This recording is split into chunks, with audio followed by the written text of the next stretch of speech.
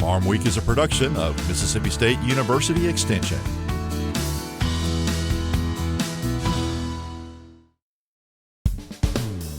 I'm Troy Moling. And I'm Leighton Spann. Today on Farm Week, we're doing something a little different. We're heading outside the studio and going on the road. That's right. We'll have an interview with Mississippi Farm Bureau President Mike McCormick. He'll talk all about the things Farm Bureau is doing to make sure farmers remain successful in an ever-changing industry. This guy's story and passion for what he does is unbelievable. Next, we'll head to the Mississippi Agriculture and Forestry Museum. There are so many exhibits and so much happening there every single day. Farm Week's Amy Myers got an exclusive tour from the museum's director. And we sat down for a one-on-one interview with Bill Pikett. He's a member of the Mississippi House of Representatives and chair of the Agriculture Committee. I talked with him about some of the things he's working on at the state capitol and what he and his colleagues are doing for folks working on farms and in the ag industry. Leighton, it's going to be a really fun time. I can't wait to get started. Well, the wait is over. Farm Week starts right now.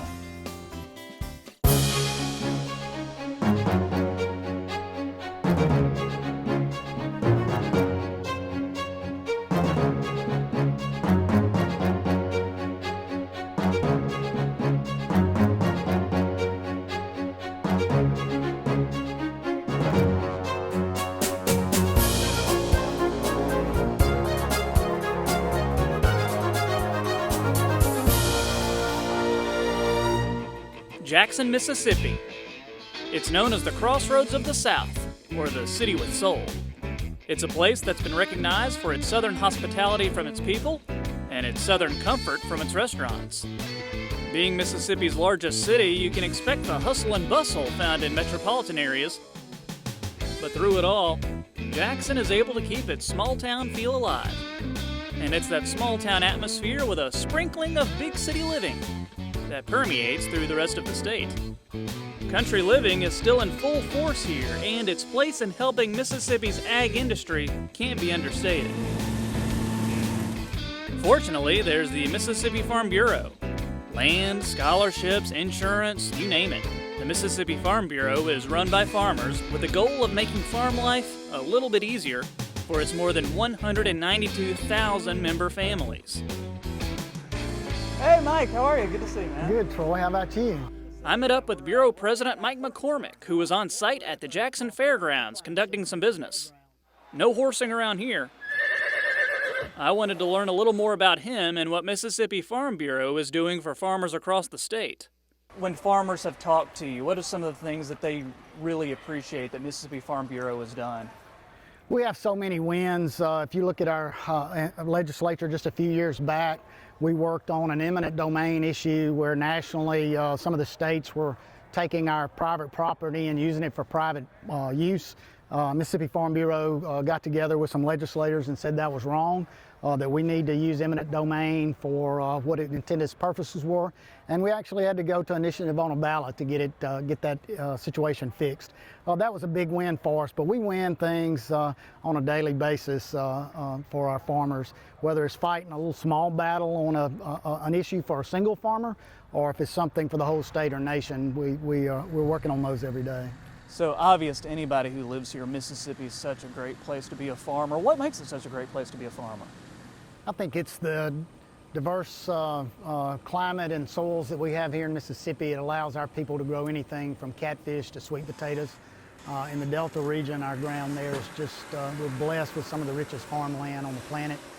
When you move around the state, the ground is more suitable for other things.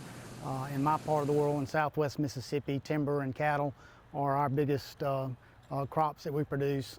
When you get over in the southeastern part of the state, vegetables, blueberry crops, and poultry is big. Poultry's huge. Poultry's huge. It's our number one industry here in Mississippi.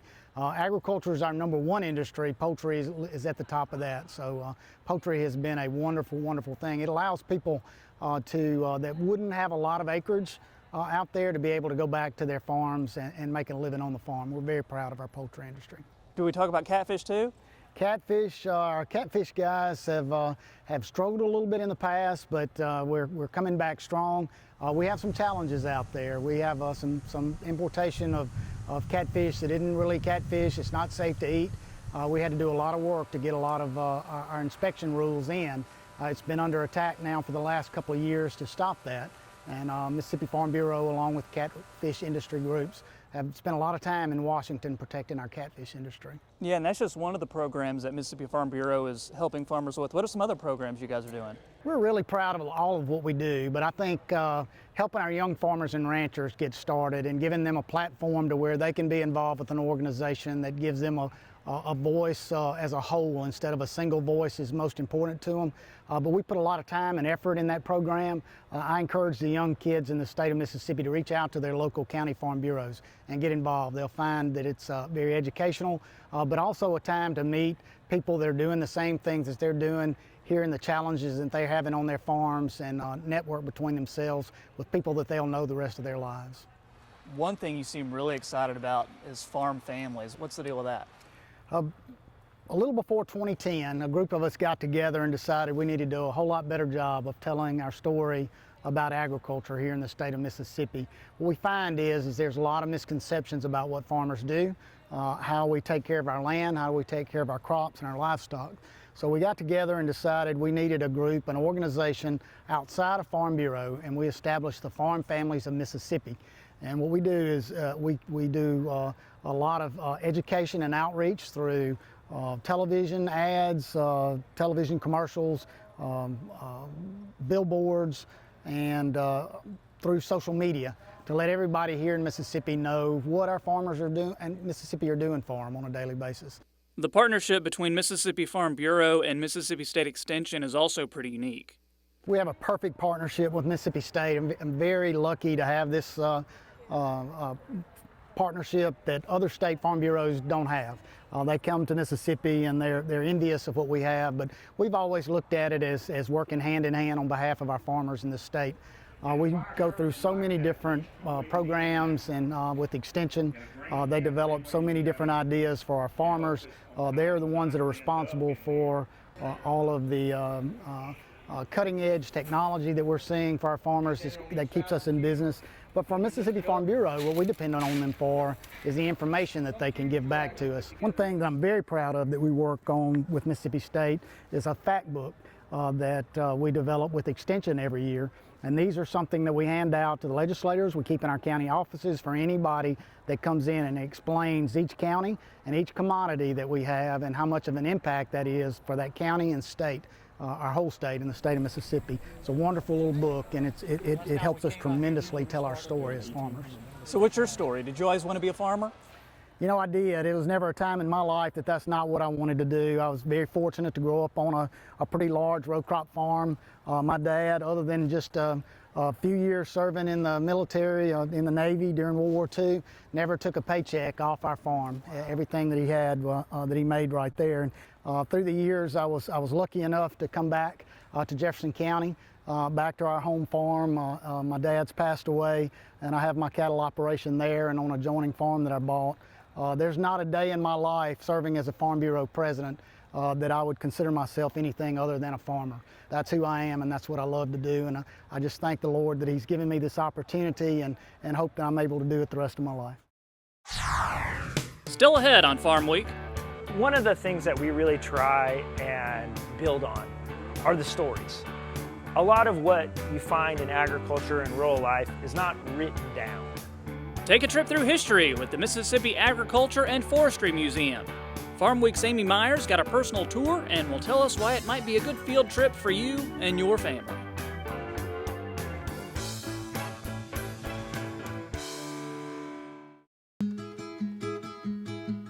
I've taken a lot of hits on the football field, but nothing has ever hit me as hard as cancer.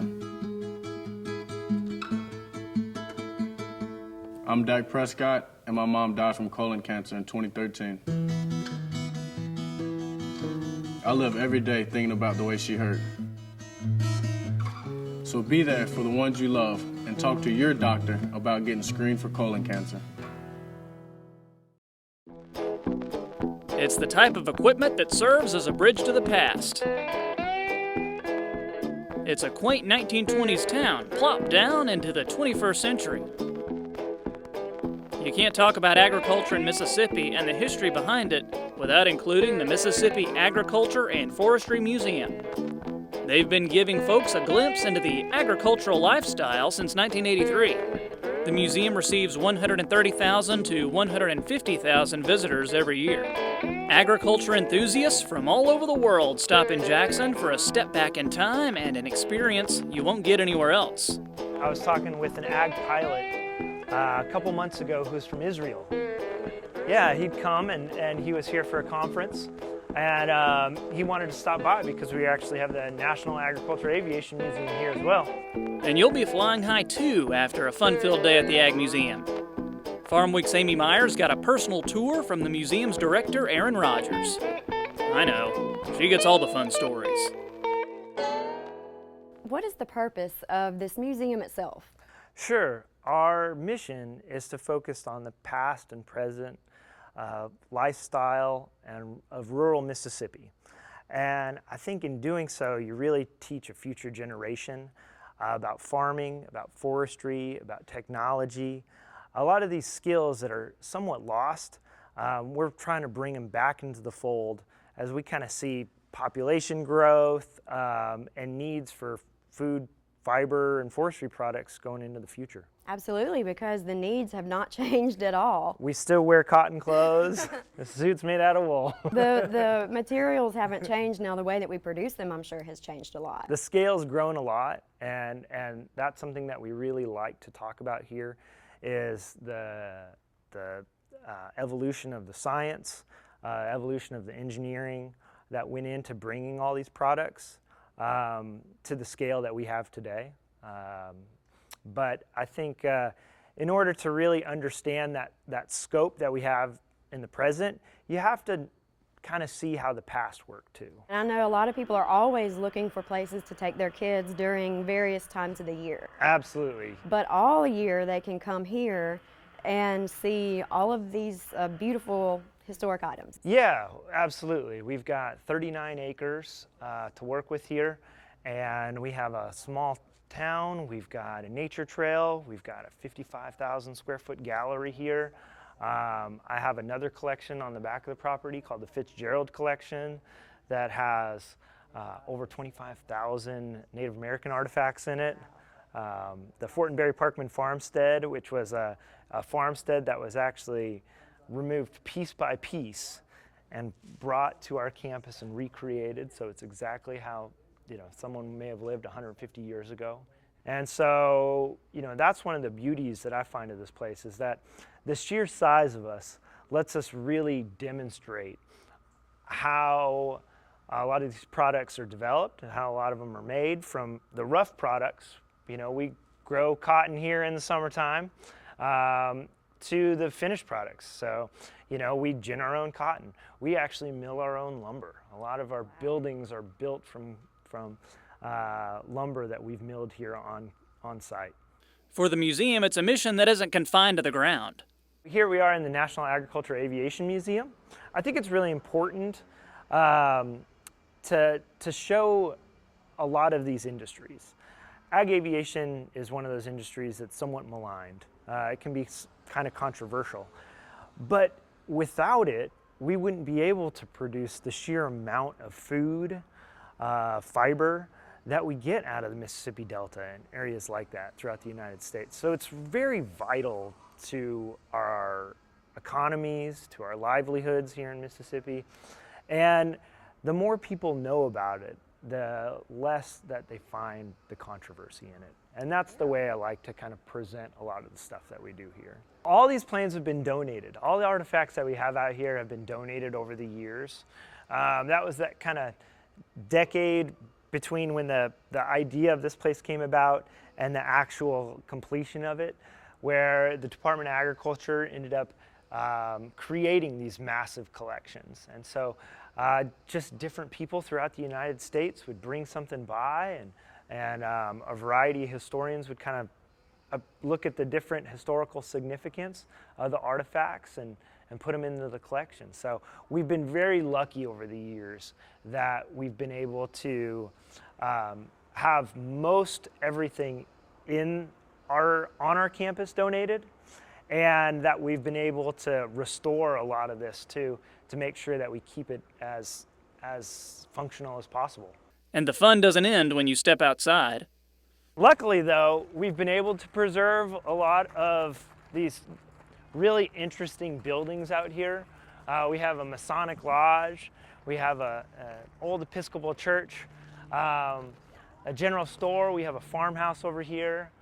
We have an original blacksmith shop that's actually behind us over here, a doctor's office, cotton gin. So we've been really lucky that we've been able to preserve a lot of the functions and the edifices of Mississippi's rural history.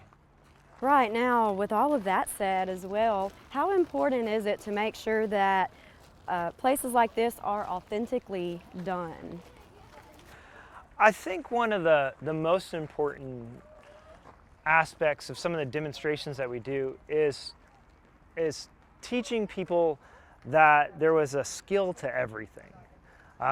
Regardless of whether you were a laborer or you were a blacksmith or you were a shopkeeper.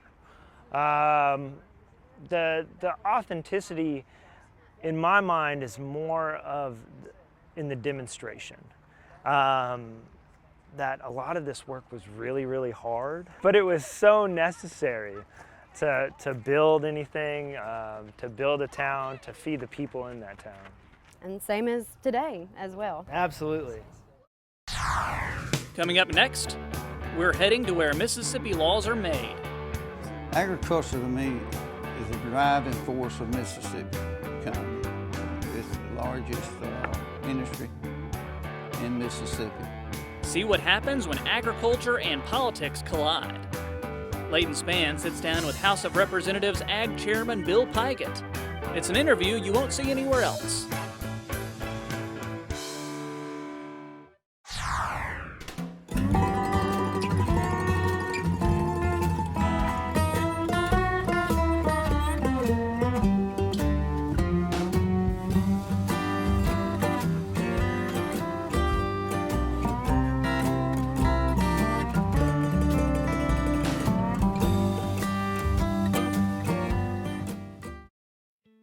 It's a simple idea. Knowledge that transforms lives shouldn't be limited to those on a campus, but extended to any and all who want or need it, wherever they are. At Mississippi State University, we've been making that possible for more than 100 years through the MSU Extension Service. What began as an effort to extend the latest research to farmers has become something much more. Today, we're helping Mississippians from all walks of life, giving them the tools they need to build a brighter future. We're sparking the imagination of students around the state and inspiring the next generation of doctors. We're helping rural communities find their way to the internet and connect to the world at large. And we're teaching families how to lead healthier lives in ways both big and small. MSU is standing firm in its commitment to that one simple idea: extend the knowledge that transforms lives wherever they are.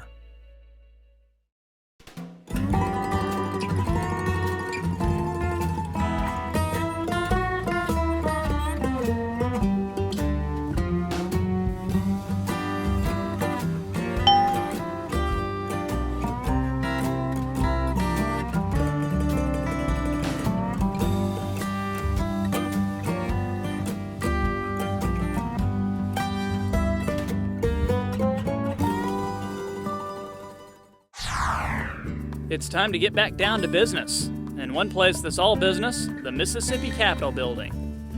It's Jackson's epicenter, and within these marble walls where laws impacting Mississippians are born. The House Agricultural Committee is the second biggest in the Mississippi legislature and headed up by Representative Bill Pigott. He gave our own Leighton Spann a wide-ranging interview into how he got started in the political realm and what his team is doing for the betterment of the state's farmers.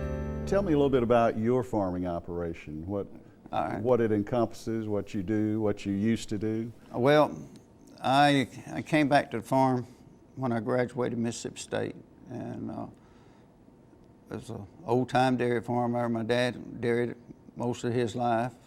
My grandfather started dairying with my dad years ago, and it just kind of evolved into the main operation as cotton left the South. It's been a good life. I can't complain. He's raised a family, 2 children on it. It's a great place to raise children. It's constant work. You can learn how to work on a farm, but I dairied until I got elected to the House of Representatives, and shortly after I got elected, I dispersed the dairy. Then I transitioned into beef on my farm. How does a South Mississippi farmer transition into politics? How did that come about? That's a hard question to answer, how you get into politics. Politics always have been interesting to me. Been involved with some organizations that, kind of some reason there you want to make a difference. You think you can make a difference. Not necessarily true, but you strive to make a difference. So it don't take about 2 or 3 people ask you to run, and you've done over your head in it. But that's basically the way I got in it. It's just watching it, and the lack of actually, one of the reasons, lack of knowledge of agriculture in the legislature. We are redistricting is done every 10 years, and you wind up with shifting population. You get more urban legislatures, and then you do rural, and that gets to be a problem. I saw it somewhat of a problem. We have some great people here, but as we move away from the farm, so the legislature gets moved away from agriculture. Well, you've alluded to this, but you obviously find a lot positive about, working with people and helping the people of Mississippi. You get frustrated with the legislative process. There is probably what keeps you going is the calls from people who don't have a problem, have no earthly idea how to go about finding the right person. And when you can get that person some help, and they call you back, and they thank you and thank you, it makes it worthwhile to try to serve the people. Because it's just a matter of trying to balance everything and make sure the right things happen. Let me ask you, not just speaking of bills that the committee has handled this year, but agriculture, what issue is really close to your heart, would you say, regardless of whether there's been a bill affecting that? Yes, sir. Agriculture to me is a driving force of Mississippi economy. It's the largest industry in Mississippi.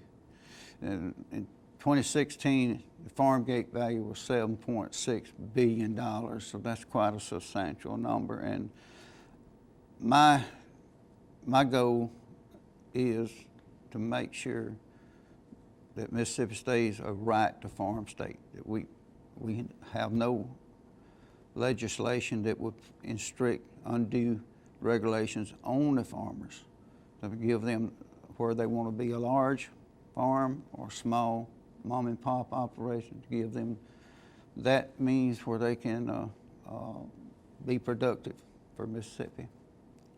So that's the main.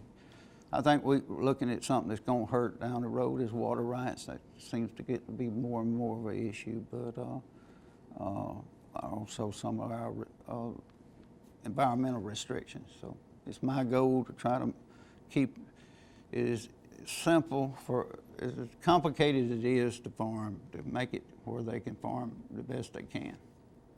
And a lot of what you're speaking of there is coming from the federal side. A lot of it's federal. A lot of it's federal. That interplays with the state, and I have no control over the federal regs, but just for our state inspection, and I'll make sure that they are no stricter than the federal regs. As a farmer, what concerns you the most when you look at the future, what's down the road here in Mississippi? Age of the farmer is getting to be, and it seems to be a issue every year. We don't have as many young people going into farming that we can, that should be, I think. It's very difficult to walk off the street and be in the farming business. It takes a huge investment. And most families, young families nowadays, they don't want to be tied 24/7 to a farm. So there's other opportunities. But I think that's one issue we're facing. I think we're facing other issues of competition for our natural resources that we got for farming, and also just the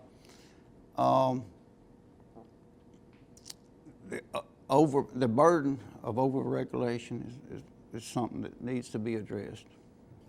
Can you speak any as far as extension and how Yes, sir. Extension has been involved in helping you as chair of the House Ag Committee? Yes, sir. Try to work real closely with Mississippi State Extension. Mississippi State's very important to me. They are my primary resource person. Even though I told you we work closely with Farm Bureau and the Cattlemen's Association, but the Extension has a real good feeling of what's going on in ag and a good feedback, and they're here pretty regular to update us on what's going on with the Extension. And they're very important for every county in Mississippi to have an Extension worker in that county to help the farmers. So they do a great job.